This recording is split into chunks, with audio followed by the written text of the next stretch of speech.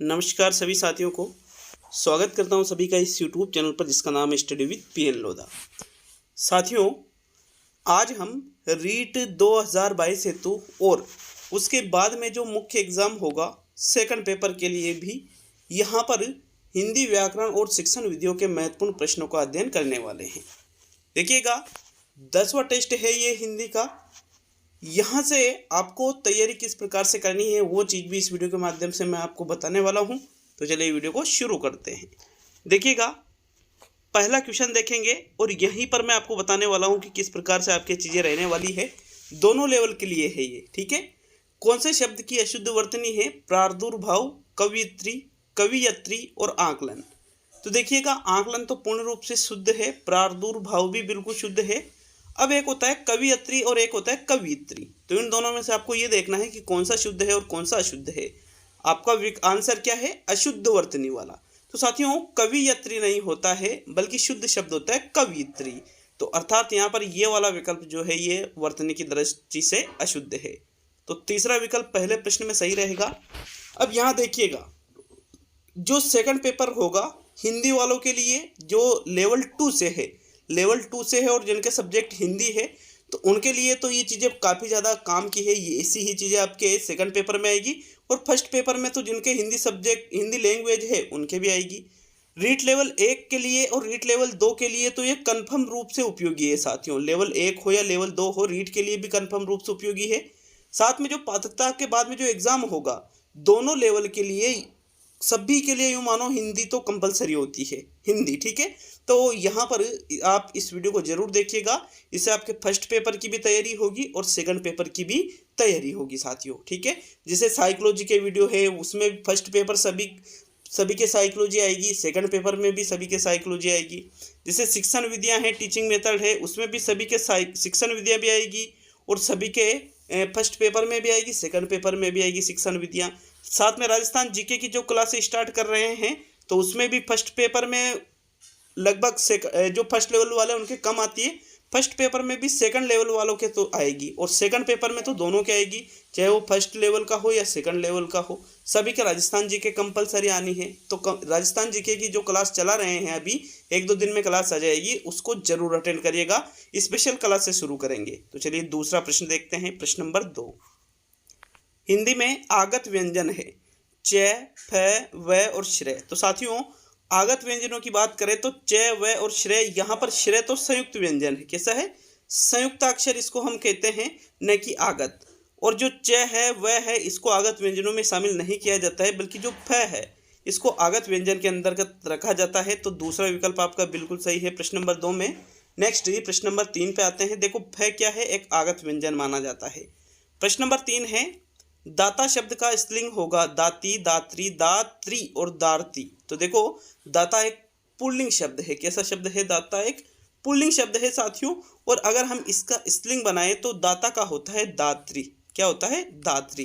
जैसे नेता का क्या होता है? नेत्री, ऐसे ही दाता का होता है दात्री। तीसरा विकल्प आपका सही है प्रश्न नंबर 3 में। नेक्स्ट प्रश्न नंबर 4 पे आएंगे। तो चलिए चौथा क्वेश्चन देखते हैं। नौकरी प्राप्ति के लिए दिया जाता है आवेदन पत्र, कार्यालय आदेश, कार्यालय आवेदन और परिपत्र। आप कहोगे कि सर ये चीज़ें तो रीट में नहीं होती, ये सेकंड पेपर के लिए काफ़ी ज़्यादा उपयोगी रहेगी।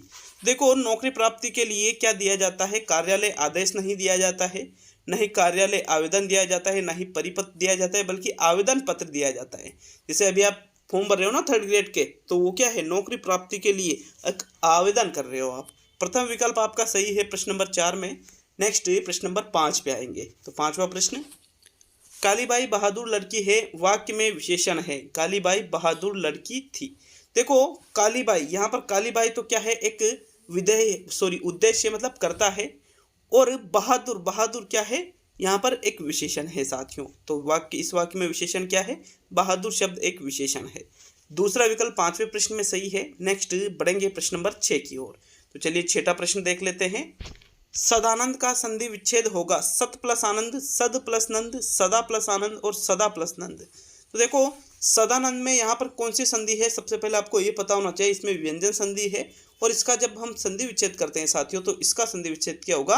सत प्लस आनंद बराबर तय बदल जाएगा यहाँ पर द में, और द में क्या जुड़ जाएगा आ, तो शब्द क्या बन जाएगा दा। ठीक है, सदानंद इस प्रकार से आपका शब्द बन जाएगा। विकल्प 1 छठे प्रश्न में बिल्कुल सही है। नेक्स्ट प्रश्न नंबर 7 पे आते हैं। तो चलिए 7वां प्रश्न देखेंगे। उर्दू का उपसर्ग है बिन, बे, चे और उन। तो देखो यहाँ पर उन, चे और बिन ये उर्दू के उपसर्गों में नहीं आते हैं। यहाँ पर सिर्फ बे उपसर्ग जो है ये उर्दू का उपसर्ग है, जैसे बेकार, बेहाल, बेहाल, इस प्रकार से ये बे उपसर्ग जो होता है ये उर्दू के उपसर्ग के अंतर्गत आ जाता है। तो विकल्प 2 आपका सही है 7वें प्रश्न में। नेक्स्ट प्रश्न नंबर 8। दिमाग यहाँ रिक्त स्थान है जिसकी पूर्ति करनी है। आसमान पर होना मुहावरे के लिए उचित शब्द होगा। 6, 7वें, 8वें और 5वें। तो भाई इसके लिए कौन सा मुहावरा सही होता है? दिमाग 6ठे आसमान पर नहीं बल्कि दिमाग 7वें आसमान पर होना, इस प्रकार से मुहावरे का प्रयोग किया जाता है। 8वें 5वें भी गलत है, ओनली सेकंड विकल्प आपके 8वें प्रश्न में सही रहेगा। नेक्स्ट प्रश्न नंबर 9 पे आते हैं। तो चलिए 10वां प्रश्न है आपके, पानी पानी होना मुहावरे का अर्थ है। तो देखो विकल्प है गीला हो जाना, शर्मसार होना, पानी अधिक गिर जाना और पानी का मूल्य कम हो जाना। तो कई जगह आपने सुना होगा कि वह पानी पानी हो गया, तो वह पानी पानी किससे हो गया साथियों? शर्म से, कि शर्म से वो पानी पानी हो गया। तो शर्मसार होना इसका एक मुहावरे का सही अर्थ निकलता है। तीसरा विकल्प आपके 10वें प्रश्न में सही है। नेक्स्ट आगे बढ़ेंगे प्रश्न नंबर 11 की ओर। तो चलिए 11वां प्रश्न देखेंगे। मोहन धीरे धीरे लिखता है, इस वाक्य में समास है द्वंद्व, क्रमधारय, अविभाव और तत्पुरुष। तो भाई यहाँ पर डायरेक्टली प्रश्न पूछा जा रहा है। तो यहाँ पर 2 शब्द आ रहे हैं, धीरे धीरे लिखता है, इनमें समास पूछना चाहिए था। वाक्य यहाँ पर शायद गलत पूछ रखा है। धीरे धीरे शब्द में कौन सा समास है, इस प्रकार से या रेखांकित कर देता इसको, और वहाँ पूछता कि रेखांकित शब्द में कौन सा समास है। तो जहाँ पर शब्दों की पुनरावृत्ति होती है साथियों उसमें अविभाव समास होता है। ठीक है, कौन सा? अविभाव समास। तो धीरे धीरे शब्द में यहाँ पर अविभाव समास होगा। तीसरा विकल्प आपके 11वें प्रश्न में सही है। नेक्स्ट आगे बढ़ेंगे प्रश्न नंबर 12 की ओर। तो चलिए 12वां प्रश्न देखेंगे। प्रश्न नंबर 12, इनमें से कौन सा वाक्य मिश्र है? राजा भोज का नाम किसने नहीं सुना? वह कौन सा मनुष्य है जो सदैव सत्य बोलता है और हर दिन सूरज निकलता है? और इनमें से सभी। तो भाई सभी वाला तो गलत है, क्योंकि राजा भोज का नाम किसने नहीं सुना ये वाक्य जो है और हर दिन सूरज निकलता है ये मिश्र वाक्य नहीं है, बल्कि मिश्र वाक्य कौन सा है? वह कौन सा मनुष्य है जो सदैव सत्य बोलता है। तो जो से वाक्य जुड़ रहा है मतलब एक वाक्य दूसरे पर आश्रित है, तो ये मिश्र वाक्य का उदाहरण बन जाएगा। सेकंड विकल्प आपके 12वें प्रश्न में सही है। नेक्स्ट प्रश्न नंबर 13 को देखेंगे। किसी बड़े अंश का संक्षिप्त रूप दर्शाने के लिए किस चिन्ह का प्रयोग किया जाता है? लाघव चिन्ह, अल्पविराम चिन्ह, अर्धविराम चिन्ह और कोष्टक चिन्ह। तो बड़े अंश का संक्षिप्त रूप मतलब कोई भी बड़ा अंश है उसका छोटा रूप अगर हमको दर्शाना है तो साथियों कोष्टक चिन्ह का प्रयोग नहीं करते हैं, ना ही अर्धविराम का करते हैं, ना ही अल्पविराम का, बल्कि लाघव चिन्ह का हम प्रयोग करते हैं। विकल्प 1 आपके 13वें प्रश्न में सही है। नेक्स्ट प्रश्न नंबर 14 को देखेंगे। तो 14वां क्वेश्चन, किस युग में विलोम शब्द नहीं है? प्रवृत्ति का निवृत्ति, बहिरंग का अतरंग, प्रत्यक्ष का प्रवृत्ति और पदोन्नत का पदाउन्नत। तो भाई पदोन्नत का पदाउन्नति होता है। पदोन्नत मतलब पद में उन्नति, पदाउन्नत मतलब पद में कमी। ठीक है, ये तो विलोम है। बहिरंग का अतरंग ही होता है, ये भी सही है। प्रवृत्ति का निवृत्ति, ये भी सही है। प्रत्यक्ष का प्रवृत्ति नहीं होता है, प्रत्यक्ष का परोक्ष होता है साथियों। ठीक है, तीसरा विकल्प जो है ये सही विलोम नहीं है, तो तीसरा विकल्प आपका सही आंसर होगा प्रश्न नंबर 14 में। आगे बढ़ेंगे प्रश्न नंबर 15 की ओर। तो 15वां प्रश्न देख लेंगे। संध्या और रात्रि के बीच का समय के लिए सर्वाधिक उपयुक्त है? गोधूली, शाम, रात और छाया। तो देखो संध्या और रात्रि के बीच का जो समय होता है साथियों इसको हम कहते हैं गोधूली बेला। मतलब वह समय जिस समय गायें जंगल से गांव की ओर आती है। प्रथम विकल्प आपके 15वें प्रश्न में सही है। नेक्स्ट प्रश्न नंबर 16 पे आते हैं। तो 16वां प्रश्न है, कौन सा अर्थ सही नहीं है? छठी का दूध याद आना, बचपन का लाड़ प्यार याद आना, आस्तीन का सांप होना, समीप का विश्वासघाती होना, त्रिशंकु होना, कोई काम करते हुए बीच में ही अटक जाना, और खून सफ़ेद हो जाना, दया ममता न रह जाना। तो यहाँ पर 4 लोकोक्तियाँ हैं और उनके अर्थ भी सामने दिए हुए हैं लोकोक्ति मुहावरे के। तो साथियों यहाँ पर देखो 3 बिल्कुल सही है, चौथा, तीसरा, दूसरा इनका आंसर सही है। लेकिन यहाँ जो प्रथम है विकल्प छठी का दूध आना, तो बचपन का लाड़ प्यार याद आना, छठी का दूध याद आना, ये बिल्कुल गलत है। क्यों? क्योंकि छठी का दूध याद आ जाना इसका मतलब यूँ है कि बहुत ही समस्या एक तरह से सारी जिम्मेदारियां जो खुद के कंधे पर आ जाना या फिर बहुत बुरे संकट में फंस जाना, इस प्रकार से होता है इसका। तो विकल्प नंबर 1 आपका सही आंसर है, क्योंकि इसका अर्थ सही नहीं है। नेक्स्ट 17वें प्रश्न की ओर बढ़ेंगे। तो प्रश्न नंबर 17, किस शब्द में कु उपसर्ग नहीं है? कुरूप, कुशल, कुकर्म और कुचाल। तो भाई कुकर्म का निर्माण कु प्लस कर्म से हुआ है। किससे हुआ है? कु प्लस कर्म से। फिर इसके बाद में कुचाल का निर्माण कु प्लस चाल से हुआ है।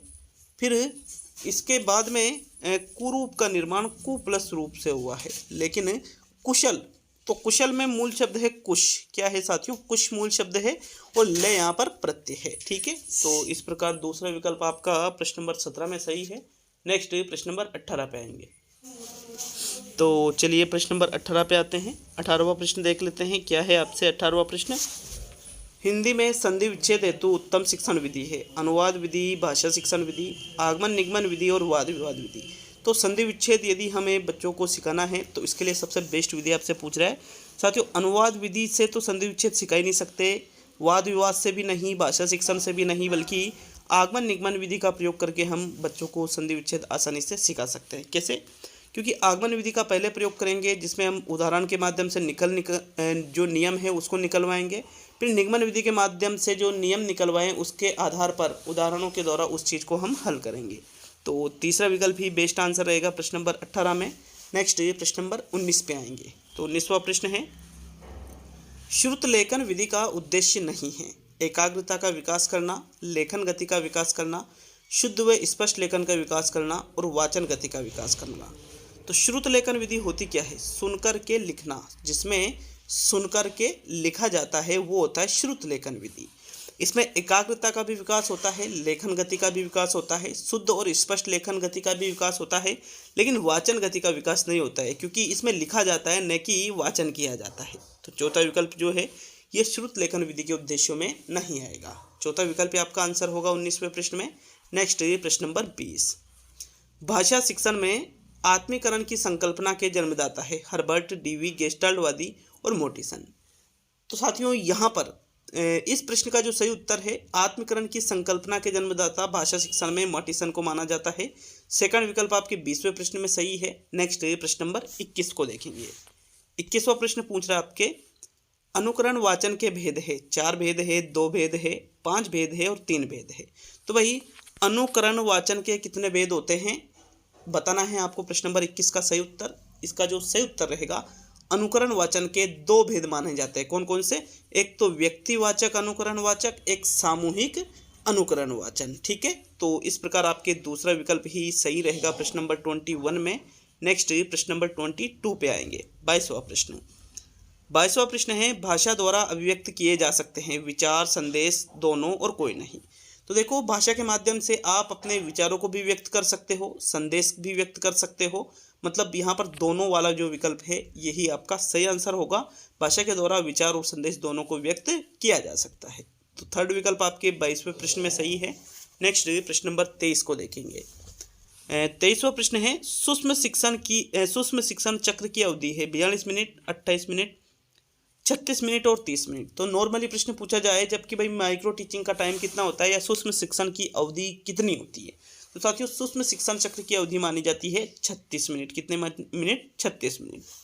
थर्ड विकल्प 23 में सही है। नेक्स्ट प्रश्न नंबर 24वां प्रश्न। फ्लैनल बोर्ड का प्रयोग होता है? चित्र प्रदर्शन हेतु किया जाता है, लेखन हेतु किया जाता है, फिल्म पट्टिका के प्रदर्शन हेतु किया जाता है और श्रवण हेतु किया जाता है। तो जो फ्लैनल बोर्ड होता है इसका प्रयोग लेखन हेतु नहीं करते हैं, न ही सुनने हेतु करते हैं, बल्कि चित्रों के प्रदर्शन हेतु फ्लैनल बोर्ड का प्रयोग किया जाता है। मतलब फ्लैनल बोर्ड पर चित्र लगाए जाते हैं और चित्रों का प्रदर्शन किया जाता है। ठीक है, प्रथम विकल्प आपके 24 में सही है। नेक्स्ट प्रश्न नंबर 25 पे आएंगे। तो 25वां प्रश्न, बच्चों के भाषा सीखने में सर्वाधिक महत्वपूर्ण है सुंदर लिखना, मानक वर्तनी, शुद्ध उच्चारण और बातचीत करना। देखो, भाषा सीखना है बच्चों को तो साथियों सुंदर लिखने से भाषा सीखी नहीं जाती है, लेखन सीखा जाता है। शुद्ध उच्चारण से सिर्फ वाचन सीखा जाता है, लेकिन मानक वर्तनी और बातचीत तो व्यवहारिक चीज़ों को देखा जाता है ऐसे प्रश्नों में, और दोनों में अगर व्यवहारिक है तो मानक वर्तनी से ज़्यादा व्यवहारिक क्या होता है, बातचीत करना। क्योंकि बातचीत के माध्यम से सामने वाले के शब्दों को सुना भी जाएगा, फिर अपन भी अपने विचारों को भी व्यक्त किया जाएगा। तो इस प्रकार से बातचीत करना ही सबसे व्यवहारिक आंसर है, सबसे बेस्ट आंसर है। 25वें में चौथा विकल्प आपके सही है। नेक्स्ट प्रश्न नंबर 26 में आएंगे। तो 26वां प्रश्न है, न्यूनतम साधनों के माध्यम से सिद्धांत अथवा तथ्यों के स्पष्टीकरण की विधि है प्रदर्शन विधि, वाचन विधि, सैनिक विधि और इनमें से कोई भी नहीं। तो देखो, न्यूनतम साधन मतलब साधन कम से कम है, इसके माध्यम से आप सिद्धांतों, तथ्यों, नियमों को स्पष्ट कर रहे हो। तो साथियों, इनमें से कोई नहीं को तो आप पहले ही हटा दिया करो, क्योंकि मैंने कह रखा है कि एग्जाम में कभी भी इनमें से कोई नहीं वाला विकल्प सही नहीं होता है। ठीक है, तो राइट आंसर क्या है, प्रदर्शन विधि है। क्यों? क्योंकि प्रदर्शन विधि में कम साधन होते हुए भी आप चीज़ों को स्पष्ट समझा सकते हो, कम साधन होते हुए भी। ठीक है, इसमें खर्चा भी कम आता है। तो विकल्प 1 सही है प्रश्न नंबर 26 में। नेक्स्ट प्रश्न नंबर 27 पे आएंगे। तो 27वां प्रश्न, पढ़ने की प्रक्रिया में सर्वाधिक महत्वपूर्ण होना चाहिए प्रवाह, अक्षर गति, अर्थ और गति। तो देखो, पढ़ने की प्रक्रिया में सबसे इंपॉर्टेंट किसको माना जाता है, गति को नहीं माना जाता है। प्रवाह, अक्षर गति ये भी इंपॉर्टेंट है, लेकिन सर्वाधिक महत्वपूर्ण पूछा गया है। तो सर्वाधिक महत्वपूर्ण होता है साथियों अर्थ। क्योंकि हम कोई भी चीज़ पढ़ते हैं, अगर प्रवाह से भी पढ़ रहे हैं, गति भी है, अक्षर गति भी है, लेकिन हम उसका अर्थ ही नहीं समझ पा रहे हैं, तो फिर वो सारी चीज़ें किसी काम की नहीं हो पाएगी। तो थर्ड विकल्प आपके 27 में सही है। नेक्स्ट प्रश्न नंबर 28 पे आएंगे। 28वां प्रश्न, योजना विधि में छात्रों को वातावरण मिलता है सहयोग का, बंधन का, स्वच्छंदता का और हास्य का। तो योजना विधि में हास्य का वातावरण नहीं मिलता है, ना ही बंधन का, ना ही स्वच्छंदता मतलब स्वतंत्रता, इनका नहीं, बल्कि सहयोग का वातावरण मिलता है। एक दूसरे का सहयोग करते हुए बालक जो चीज़ें सीखते हैं वो योजना विधि। ठीक है, प्रथम विकल्प आपका सबसे बेस्ट आंसर है 28 में। अब 29वां प्रश्न देख लेते हैं। वीडियो अच्छा लगे तो वीडियो को एक लाइक जरूर करिएगा साथियों, और चैनल पर नए हो तो चैनल को सब्सक्राइब जरूर करिएगा। मैटर अगर आपको अच्छा लगता है तो निश्चित रूप से हमें कमेंट करके नीचे जरूर बताइए कि प्रश्न आपको कैसे लगे और कितने प्रश्न आपके सही हुए हैं। इसी प्रकार से रेगुलर टेस्ट सीरीज इस चैनल पर चलाई जा रही है, तो निश्चित रूप से उस सभी टेस्टों को अटेंड करिएगा साथियों। कहानी कथन विधि से बालकों में विकास होता है विषय का, तार्किकता का, कल्पना का और ज्ञान का। तो जो कहानी कथन विधि होती है, इससे कहानी कथन मतलब एक तरह से कहानी को कहना साथियों, इससे बालकों में किसका विकास होता है, कल्पना शक्ति का विकास होता है। क्योंकि कहानी का उद्देश्य क्या होता है, बालकों की कल्पना शक्ति विकसित करना। थर्ड विकल्प आपके 29 में सही है। 29 ही प्रश्न है साथियों। तो ये वीडियो आज का पूरा हुआ। इसके पहले मैंने मैथ की 19वीं क्लास डाल दी है, तो उसको भी आप जरूर देखिएगा। मिलते हैं अब अगले वीडियो में। सभी दोस्तों का बहुत बहुत धन्यवाद वीडियो को पूरा देखने के लिए।